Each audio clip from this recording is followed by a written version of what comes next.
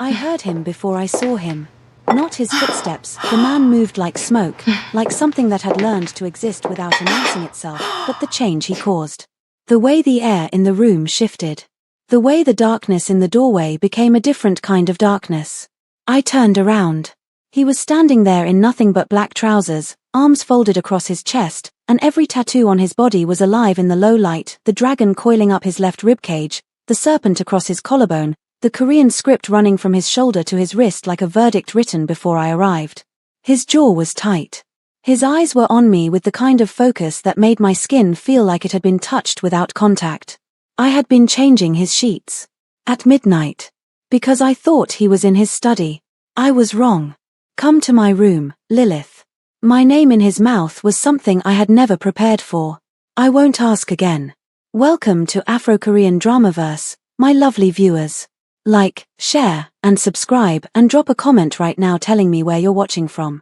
Because this one is going to take everything from you. Let's go. I count things when I'm afraid. It's not something I decided to do. It started when I was 11 years old and my father came home one evening with a different face, not a bruised face, nothing so simple, but a face wearing a kind of knowledge that hadn't been there that morning. The face of a man who had just understood something about his situation that couldn't be unknown.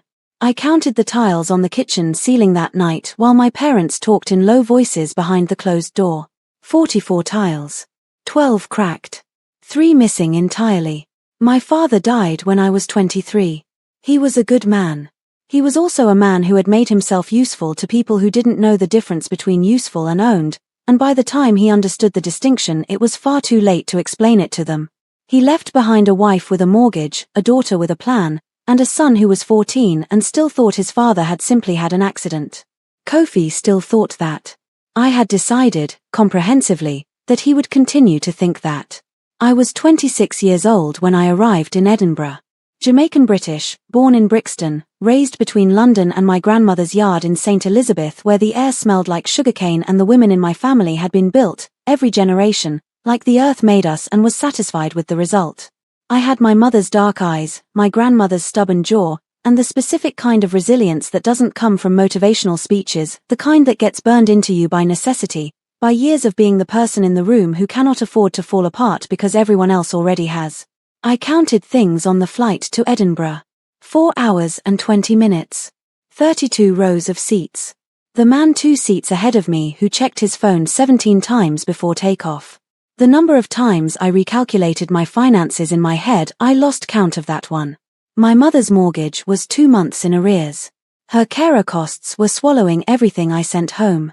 Kofi's school needed fees I had already paid in my head 3 different ways and none of them worked.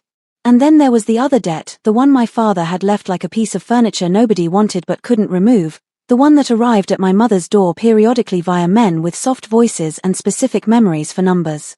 I had found the job listing at 11:47 on a Tuesday night. Private domestic staff. Edinburgh New Town. Live-in position. Discretion absolute. The salary listed made me close my eyes and open them again to make sure I'd read it correctly.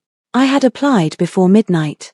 I had been invited to interview by 6 the following morning, which told me something about the kind of operation that monitored applications at that hour. The interviewer was a Korean woman named Director Lim, 50s, precise, with the energy of someone who assessed people the way surveyors assess land, for value, for fault lines, for what they could bear. She asked me 4 questions. Can you cook? Can you keep secrets? Are you easily frightened? What do you do when you're afraid? I said, yes, always, no, and I paused for exactly 2 seconds before answering this one, because I wanted it to be true and accurate simultaneously. I keep moving. She looked at me through the screen for a long moment. You start in 2 weeks, she said. Sign every page. Read what you're signing, most people don't bother. She did not tell me who I was signing it for. I understood the omission the morning I arrived and saw the 2 men at the gate who were dressed like security and moved like something that had no professional category. I counted them automatically. 2 at the gate. 1 in the lobby visible. 2 more I clocked through the ground floor window from the front steps. A rotation pattern, I would later determine, of 6, always 3 on, 3 cycling. They were never casual. They were never off. This was not the household of a wealthy man nervous about burglars. I understood that immediately. I signed up anyway. Mrs. Park, the housekeeper, 60s, silver-streaked, with eyes like a woman who had made her permanent peace with what she'd seen, walked me through the house with the efficiency of someone who had done this orientation before and had reduced it to exactly what was necessary, no more. 22 rooms. 17 my responsibility. Top floor private quarters, off limits without direct request. Study, bedroom, north corridor locked room, never entered uninvited. Guests, serve and disappear. What you hear, stays in the house. What you see, you didn't see it. The last girl lasted 11 days, she told me at the foot of the main staircase. I looked at her. What happened to her? She made the mistake, Mrs. Park said, of thinking that understanding everything was part of her job. I absorbed that. I went to my room, called my mother, heard the tiredness in her voice that was becoming structural, becoming bone deep, and I said I'm fine, Mema. Better than fine. Sleep now. Hung up. Sat on the edge of the bed in the Edinburgh townhouse with my hands folded in my lap and counted the panes in the sash window. 12 panes. One slightly cracked in the corner. The garden below bare and frost-edged, and I noted this, filed it full of dead-looking things that were probably only sleeping. I told myself, this is a job. An excellent, necessary, well-compensated job. You are here to work. You are not here to understand things that are not your business. You are not here to feel things. I was very convincing. For about 4 days. I didn't see him for 4 days. But I felt him. That is not a romantic statement, or it wasn't then. I wasn't in a position to be romantic about anything. I was in survival mode wearing a professional face. What I mean is that the house had a specific quality in his absence and a completely different one in his presence, and I could distinguish between them almost immediately. When he was on the upper floors, the air on every other floor changed. The security men's stillness became a different texture. Mrs. Park's movements became more precise. The house itself seemed to, I know how this sounds, pay attention. I learned to feel when he arrived before I heard anything that should have told me. The morning I first saw him, I was in the kitchen at 6 a.m. making breakfast. His was already done, covered and warm. Mine was on the stove, and I felt the quality of the air change in the way I was learning to read, and then I heard nothing because he moved like that, like something that had evacuated the sound from its own footsteps. I turned around because my grandmother raised me to greet people. Any people. Always. Good morning, I said. Then I looked at him properly. Kang Dae was 37 years old, and the first thing I understood about him was that he was the most physically present person I had ever been in a room with. Not because he was loud, he was the opposite of loud. But the space around him reorganized itself in response to him the way space responds to gravity. He was over 6 feet and built with the kind of density that comes from years of needing to be the most dangerous thing available, and every surface of him below his collar was covered in ink. Not decoratively. Comprehensively. The dragons I would come to know, one on each forearm, different in style, as though from different periods of his life. The tiger on the left side of his neck, its face visible above the collar. The Hunja script on the back of his right hand. Something across his collarbones I wouldn't see fully until much later. His face was extraordinary in the way that faces are extraordinary when they have been made by someone who survived things. Jaw-like architecture. A scar from his right temple into his hairline, old, healed, the kind you get when someone means it. And his eyes, so dark they didn't reflect light so much as absorb it, were fixed on me with the total, undivided attention of a man for whom nothing in a room was accidental. He looked at my face. Then at the stove. Then at the covered plate I'd made for him on the counter. Then back at me. He said nothing. He left. I stood in the kitchen with my eggs and my racing heart, and I said, internally, in the voice of my most sensible self, Lilith Adese Dutton. Absolutely not. My most sensible self was very convincing. For approximately another week. I was not supposed to learn him. I was supposed to maintain the house and maintain my professionalism and maintain the careful distance that the contract required, and I was supposed to go home in 6 months with enough money to fix every broken thing in my mother's life and my brother's future, and I was not supposed to accumulate details about the man on the top floor that I had no business accumulating. I accumulated them anyway. Involuntarily. The way you absorb the weather of a place you're living in, not by choice, simply by being there. I learned that he ate almost nothing. Not from displeasure with the food, I could tell the difference between untouched and tasted, and he always tasted everything. He simply stopped there, like a man who had somewhere along the line dropped eating off his priority list and hadn't found a reason to put it back. This bothered me in a way that was completely disproportionate to my professional relationship with him. I am my grandmother's granddaughter in this specific way. I cannot watch someone not eat without it becoming personal. I started adjusting things. Quietly. Without announcement. The jerk seasoning on the eggs because it was what I knew and what I'd grown up with, and the smell of it in the morning felt like the most honest thing about me. A side of fried plantain left uncovered beside his covered plate.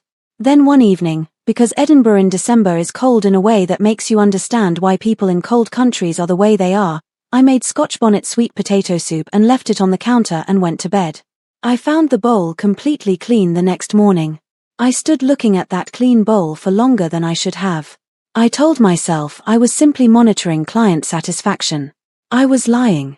I noted the light under his study door on the top floor, visible from the landing when I passed at any hour, and I passed at various hours because I had insomnia. I'd had it for years. It was part of the package of being me. 2 a.m., light on. 3 a.m., light on. Once at 4:15, standing at the bottom of the top floor stairs looking up at that thread of amber light under his door, I had a feeling in my chest that I had no right to and no use for, and that I took firmly back downstairs with me. I noted the way the men who came to the house were afraid of him. Not in the performed way. Actually afraid. The careful, considered fear of men who had seen the specific nature of what Kangdae was capable of and had made the intelligent choice to be on the right side of it. I noted the single photograph on the corner of his study desk. I had seen it once, when I delivered his coffee and he wasn't there, and I had looked at it for exactly 5 seconds before making myself stop. 2 boys in school uniforms. Young. The smaller one grinning at the camera. The taller one not smiling but standing very close to his brother, shoulder almost touching, protective in the way of someone who learned protectiveness before he learned most other things. I noted all of this. I noted, most dangerously, that he noticed me noticing things. I would look up from the shelves I was organizing or the surface I was cleaning and find his eyes already on me from wherever he was standing, the doorway, the far end of the corridor, the hall below when I was on the staircase, with an expression I couldn't fully decode but that made my skin do things I had no professional framework for. I told myself, he watches everyone like that. It's how he operates. You are not special in this regard. You are staff. I was almost convincing myself. And then the night happened. I need to tell you about the Thursday before the midnight bedroom incident, because without it, you won't understand why I was there at that hour, changing sheets I'd already changed 3 days ago, running a task I'd invented because I couldn't sleep and I needed something to do with my hands and my brain. I had received the phone call at 7 in the morning. My mother's carer, not the scheduled call, the other kind, the kind with a different quality in the first 2 seconds that tells you before any words are spoken that this is going to cost something. The mortgage company had sent a final notice. Not a reminder. The kind with a process attached and a timeline and language that meant they were at the end of their patience. I had sat on the edge of my bed and run the numbers. I ran them 4 times because 4 times was the number required before I accepted an answer I didn't like. I could cover it. The arithmetic worked, barely, if I reconfigured everything, if I ate nothing extra for 3 months, if nothing else went wrong. If nothing else went wrong. That was the clause that sat in my chest all day like a stone. I had been operating on if nothing else goes wrong for 3 years, and the exhausting truth of it was that things kept going wrong, kept finding new and specific ways to go wrong, and I kept reconfiguring and I kept covering it and I kept moving, but if I was honest with myself in the way I could only be at 7 a.m. on the edge of a bed in a stranger's house, very tired. 4 minutes. I allowed myself 4 minutes of the honest version of how tired I was. Then I washed my face. Looked at myself in the mirror. Went back to work. I was professional and efficient and completely composed for 11 hours. And then at midnight I was in his bedroom changing sheets I had already changed, and the house changed around me, and I turned, and he was there. He filled the doorway. I don't mean that as hyperbole, the man was physically large and the doorway was a standard Georgian doorway, and the combination of those 2 facts plus the low light and the ink covering every surface of his chest and arms created an impression that was difficult to look at casually. The dragon on his left ribcage caught the light. The serpent on his collarbone. The script running down his arm that I had tried very hard not to look at directly on previous occasions and was failing to avoid now. He was looking at me the way he always looked at me. Except not. Not exactly. There was something different in it tonight, something closer to the surface, something that the hour and the dark and whatever he had come from was making harder for him to cover. "You were in my room," he said. "I was changing your sheets. The fitted sheet had a small tear. I've had it on my list." My voice was completely steady. I was very proud of my voice. "I thought you were in your study." I was. He looked at the bed, perfectly made, because I don't do things incompletely, and then back at me. "It's midnight, Lilith." "I know," I thought. "I know it's midnight. I know I should have been in bed. I know 100 things about what I should have been doing, and not one of them explains why I'm standing in your bedroom at this hour with my heart doing something I have no permission for." "I couldn't sleep," I said, which was true and less than the full truth simultaneously. Something moved across his face. He stepped into the room, one step, measured, the way he moved always, like every movement was a decision made fully before execution, and the space between us became something I was acutely aware of. "You've been off today," he said. "Since morning." I looked at him carefully. "I've been perfectly fine." "You've been perfectly professional," he said. "That's not the same thing. The eggs this morning, you over-seasoned them. You've never done that before." I stared at him. He had noticed the eggs. "Personal matter," I said. "It won't affect my work." "I'm not talking about your work." His voice had dropped, not softened exactly, lowered, the way you lower something that is becoming more important, not less. He looked at me with those dark eyes, and there was something in them I had been carefully not naming for weeks and was finding, at midnight, increasingly difficult to avoid. "Come to my room, Lilith." I blinked. "I'm all ready," I started. "Not like this." He held my gaze. "Not to change the sheets. Come because I'm asking you to." A pause. Every second of it deliberate. "Come and sit with me." The silence expanded. "I won't ask again," he said.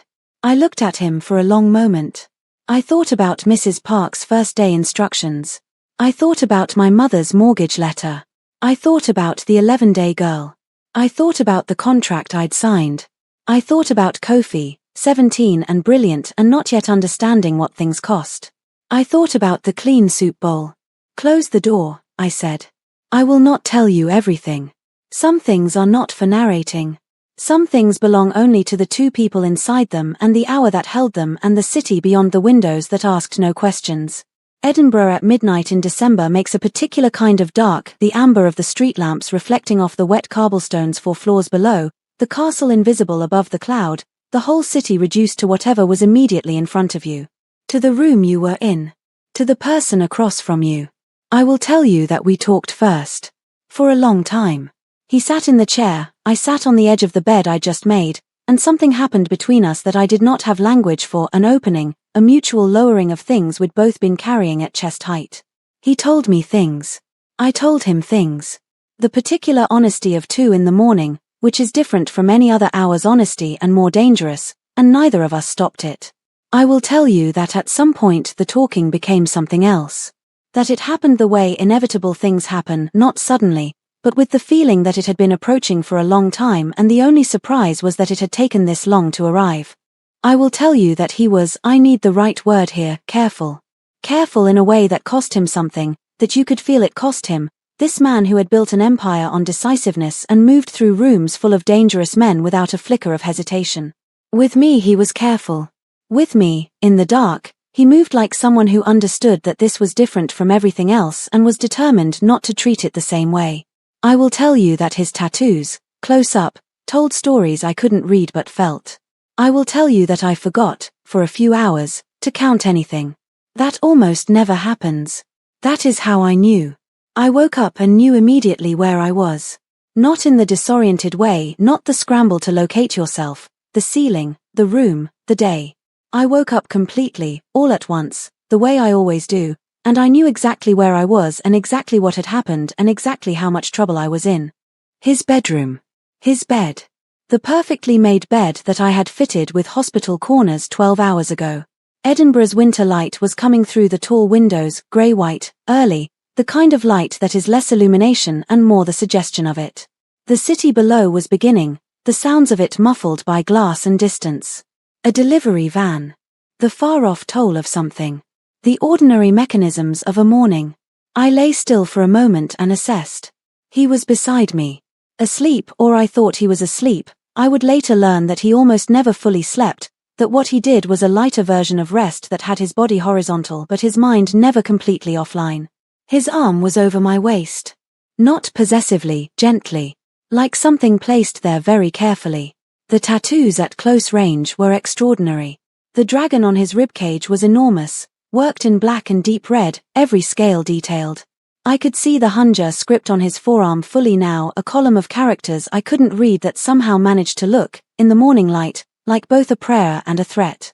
The scar from his temple into his hairline was more visible from this angle, old, fully healed, the story behind it something I didn't know yet. I should get up, I thought. I should go to my room and change and have my professional face on by the time Mrs. Park arrived and behave as though last night had been what? A dream. A mistake. A single deviation from the straight line I needed my life to travel. I should do that. I was still thinking about doing that when he spoke. You're calculating something, he said. His voice was different in the morning, lower, less constructed, the accent slightly more present. I can tell. You go somewhere behind your eyes. I turned my head to look at him. His eyes were open. Of course they were. I'm thinking about what today looks like, I said. And I haven't decided yet. He looked at me for a moment. He moved his arm from my waist and propped himself up on his elbow, the dragon tattoo shifting with the movement, and looked down at me with an expression I hadn't seen on him before. Not the controlled version. Not the dangerous version. Something quieter than both. I need to tell you something, he said. I held his gaze and waited. There's a room, he said. The north corridor. Top floor. My stomach went very still. I know about the room, I said carefully. Something moved across his face. Mrs. Park. She didn't mean to. It was an accident. I looked at him steadily. His name is Seo Jun. He's 31. He used to laugh at everything. I paused. You told me that last night. He went completely still. I had said it back to him, something he'd said in the dark, in the particular honesty of 2 a.m, something he perhaps hadn't realized he'd said aloud. His face did something complicated. Yes, he said. Very quietly. The photograph on your desk, I said. The 2 boys. He didn't answer immediately.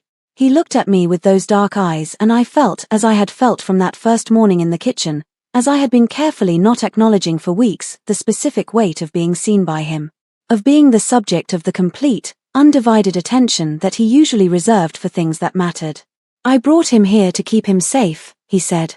Whatever happened to him, it happened because of me. Because of what I am and who wants to use that. His jaw tightened. He didn't ask to be born into this. He's never been, he stopped. He's not like me. He never was. What happened to him? People who wanted to reach me found a way to reach him instead. His voice was flat. The flatness of something that has been controlled so many times it has become structural. I got there in time. Mostly. A pause. His recovering. It's slow. I looked at him. Why are you telling me this? I asked. You didn't have to tell me this. He met my eyes. After last night, he said, I don't want there to be things you don't know. His hand found mine on the duvet, not the reaching gesture, just a settling, a covering of my hand with his. I don't want you in my life under false pretenses. Whatever this is. He looked at our hands. Whatever you decide this is. The morning light came through the Georgian windows and settled on the tattoos and the scar and the man who had an empire and a brother in a locked room and eyes that were, right now, asking me something his mouth wasn't quite finishing. It's early, I said. Yes, he said. I need coffee before I make any decisions about my life. The corner of his mouth moved. That almost smile, the one I had been collecting like currency. I'll make it, he said. I stared at him. You can make coffee? I can make exactly one thing in a kitchen, he said. Coffee. Reasonably well. Reasonably well, I repeated. Exceptionally well, he said. Don't push it. And I laughed. I laughed in his bed in the grey Edinburgh morning and he watched me do it with that expression, the open one, the undefended one, the one I was increasingly certain very few people had ever been given access to, and something settled between us that felt, despite every sensible objection I could construct, like the beginning of something real. I should have known that happiness in houses like this has a shorter half-life than in ordinary ones. It had been 6 weeks. 6 weeks of something I had no safe name for. We didn't name it, neither of us, as though naming it would make it fragile in a new way, as though the unnamed version was somehow more durable. I had not told my mother. I had not told Kofi. I had told no one, because some things are too new and too strange and too entirely outside the life you planned to survive exposure. He had handled my mother's mortgage arrears. Not with fanfare, with a quietly executed bank transfer that appeared in my account the morning after I told him the number, accompanied by no commentary whatsoever, which was somehow more overwhelming than if he'd made a production of it. I had stood in the kitchen looking at my banking app for a full minute before I could speak. When I found him later and opened my mouth to say something, he had looked at me over the top of whatever he was reading and said, simply, "Don't." "Don't what?" "Don't thank me like it's a favor," he said. "It's not a favor." I had looked at him for a long moment. "What is it, then?" He held my gaze. "It's me taking care of something that matters to me." I had found it very difficult to be in that room for the next few minutes without my face doing things I wasn't ready for it to do. The 6 weeks were not without their shadows. I want to be honest about that, because this is not a story where love descends like weather and makes everything easy. This is a story about two people who each had a world, and those worlds had different rules, and the overlap between them was complicated terrain to navigate. I saw what the men were afraid of, once. A meeting in the drawing room, 3 men I hadn't seen before, older than the usual associates, the kind of men who communicated threat through the particular quality of their stillness. I brought tea because I'd been called for it. I placed it. I felt the energy in that room like something physical, like standing too close to a high-voltage line, and I moved to leave. One of the men said something in Korean as I reached the door. I had been involuntarily absorbing the language for 6 weeks by then. My comprehension was imperfect but improving. I caught the words clearly enough. "That woman is a problem." I kept walking. I set the tea tray down in the kitchen and I stood with my hands flat on the counter and I counted the tiles on the backsplash. 41. 8 cracked. 3 replaced in a slightly different shade that didn't quite match. I heard the meeting end. I heard the drawing room clear. And then I heard his footsteps. I knew them. I had known them for weeks by their specific rhythm and what the house did around them, coming toward the kitchen. He came in. He looked at my hands flat on the counter. At my face. "You heard," he said. "Some of it." I turned around. "Is it true? Am I a problem?" He looked at me steadily. "You're a variable," he said. "In the calculations of men who think about people in terms of leverage, someone I care about is a variable." His jaw was tight. "That's their calculation. Not mine. What's yours?" He crossed the kitchen. He stood in front of me, close, the way he was always close now, like the distance had been renegotiated and neither of us had reset the terms, and he looked at me with those dark eyes. "My calculation," he said, "is that I have spent 20 years making sure nothing and no one could be used against me." He paused. "And you are the first thing in 20 years that has made me question whether that was ever actually the point." I looked at him for a long moment. "They're going to keep saying it," I said. "Other people are going to keep thinking it." "Yes. And I'm handling it," he said. "The whole operation, what I'm building here, why I came to Edinburgh, it's moving toward something cleaner. Something that takes that variable off the board permanently." His hand came up to my face. "I need you to trust me for a specific amount of time." "How long?" 6 months, he said. "Maybe 8. I looked at him. At the tattoos and the scar and the man underneath all of it. "Okay," I said. He blinked. Like he'd been braced for an argument. "Don't waste it," I said. I met him on a Thursday afternoon. Kangdae brought me to the North Corridor room himself, unlocked the door with a key he kept on a chain he always wore, stood aside to let me in first, which I noted because it told me something about what the room held and how much it cost him to bring someone into it. Seo-jun was 31 and he was sitting in a chair by the window with a blanket over his knees and Edinburgh's grey February light on his face, and he looked like the boy from the photograph, the grinning one, the smaller one. If you took that boy and put him through something that the grown world should never have been able to put a child through, and watched him survive it, and saw what surviving had cost him. He looked at me when I came in. I looked at him. "You're the one who makes the soup," he said, in careful English. His voice was quiet, a little raspy. I glanced at Kang Dae, who had the expression of a man who was not going to explain that. "Yes," I said. "I'm Lilith." "The soup is good," Seo-jun said. He looked at his brother. "She's the one he said something in Korean. Kang Dae's jaw moved in a way that I had come to recognize as the equivalent of another man going red. "Seo-jun," he said. "I'm just saying." Seo-jun looked back at me. There was something in his eyes, buried deep, underneath everything the last year had done, but present, like an ember that hadn't gone out entirely, that looked like it might, given time and warmth and the right conditions, become a laugh. "He talks about you. He doesn't know he does it, but he does." I looked at Kang Dae. He was staring at the window with the focused attention of a man who has decided the Edinburgh skyline is the most interesting thing in the room. "Does he?" I said. "He described your eggs once," Seo-jun said, "for approximately 4 minutes. "Seo-jun." Kang Dae's voice was flat. "I'm recovering," his brother said.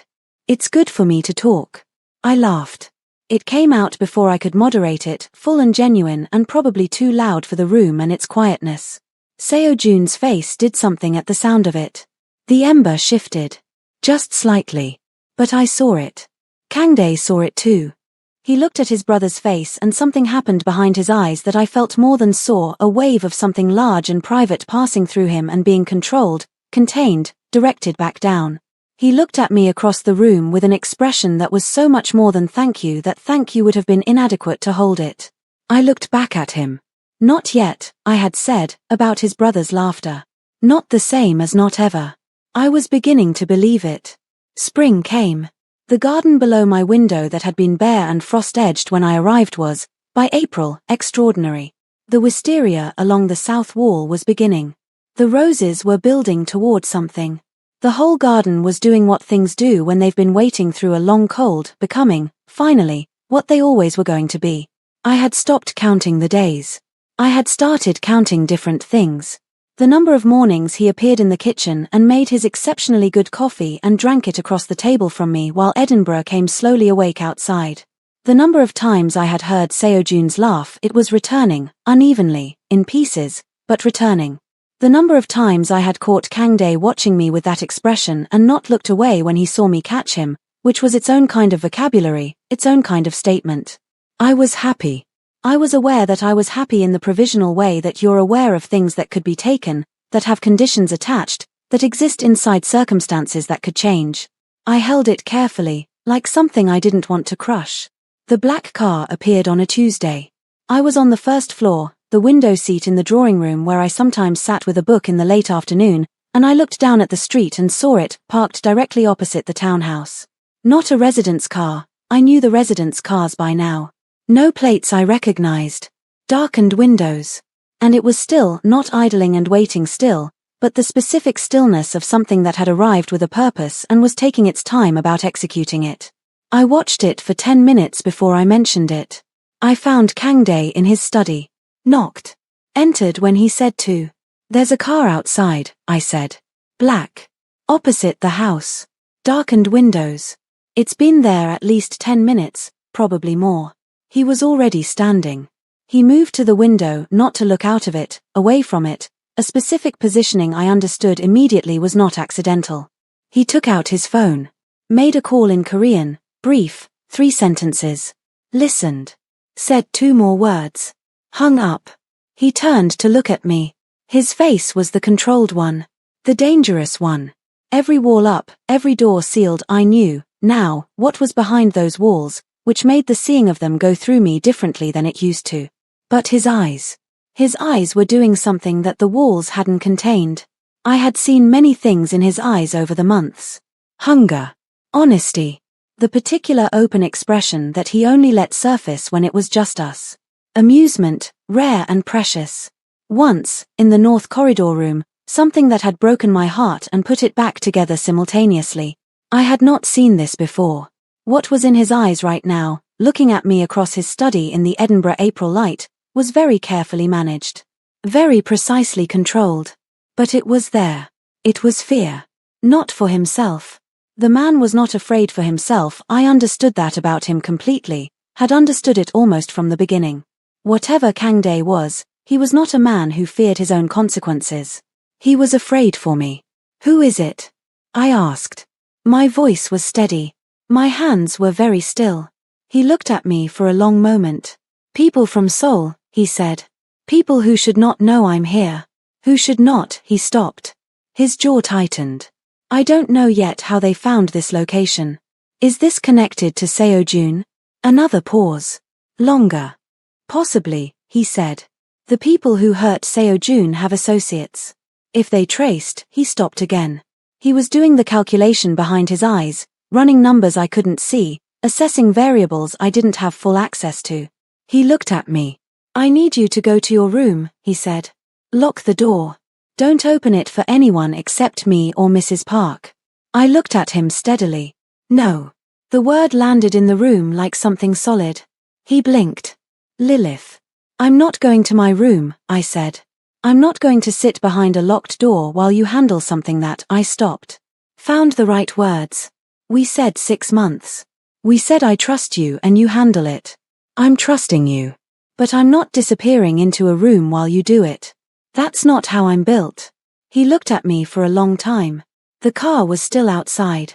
I could feel it even from up here, the specific weight of a calculated, patient threat.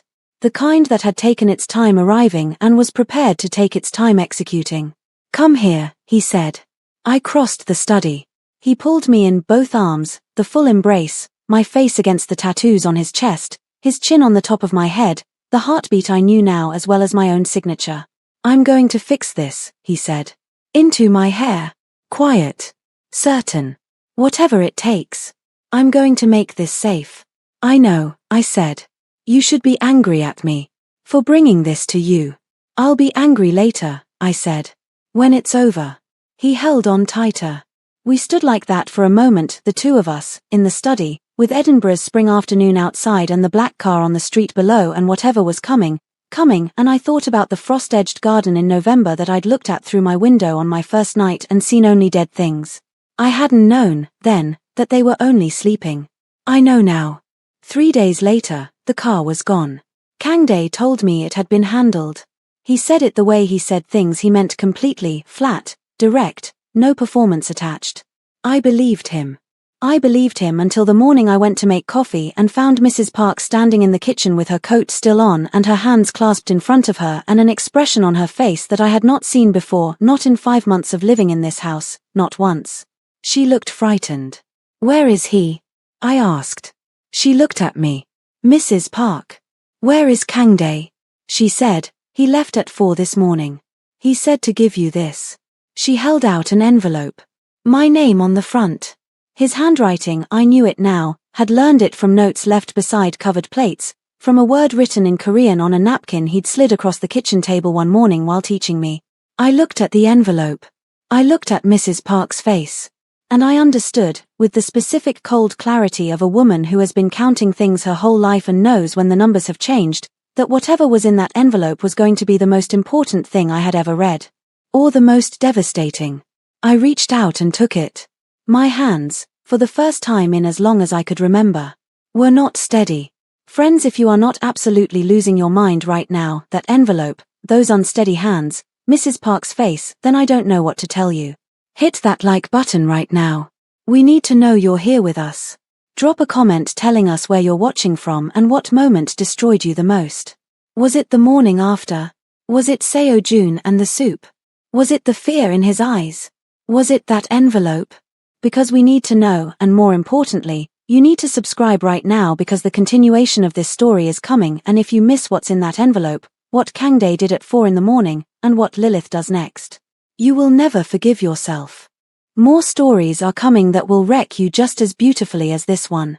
Subscribe. We'll see you in the next one.